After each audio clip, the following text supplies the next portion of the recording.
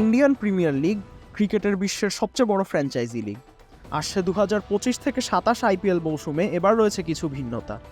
এই মৌসুমের দলগুলোর অর্থের থলে হবে কিছুটা ভারী।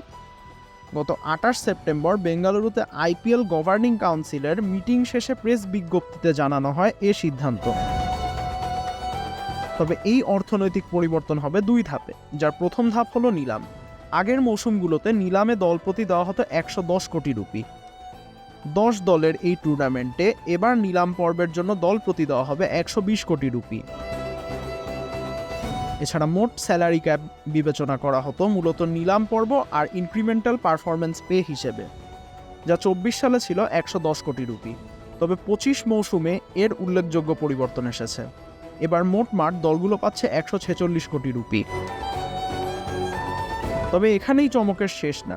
বিসিসিআই তাদের প্রেস বিজ্ঞপ্তিতে বলেছে, আইপিএল ইতিহাসের প্রথমবারের মতো ম্যাচ ফি নির্ধারণ করা হয়েছে। সেখানে আরও উল্লেখ করা হয়েছে যে এই ফির পরিমাণ হবে 7.5 লাখ রুপি, যা খেলোয়াড়দের চুক্তির অতিরিক্ত দেওয়া হবে। দলের ইম্প্যাক্ট প্লেয়ারও এই ফিয়ের আওতায় পড়বে। সে হিসেবে এবারকার আইপিএলের দল প্রতি মোট হিসেব দ্বারা কিছুটা এরকম, যে দলগুলো শুধু নিলাম আর পারফরমেন্স পের বাইরেও পাবে ম্যাচ ফি, আর এ তিনটি মিলিয়েই তাদের বাজেট নির্ধারণ করা হয়েছে।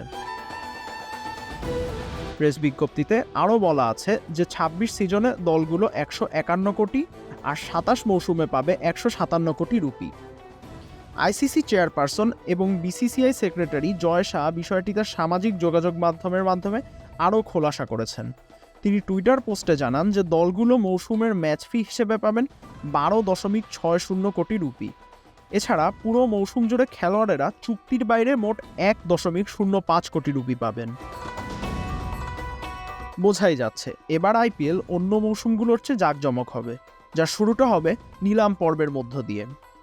নভেম্বরের শেষ অর্ধে সম্ভবত গালফ অঞ্চলে 2025 মৌসুমের আইপিএল বিগ অকশন হবে বলে ধারণা করা হচ্ছে। ইসমাম সরোয়ার্দী, খেলা 71।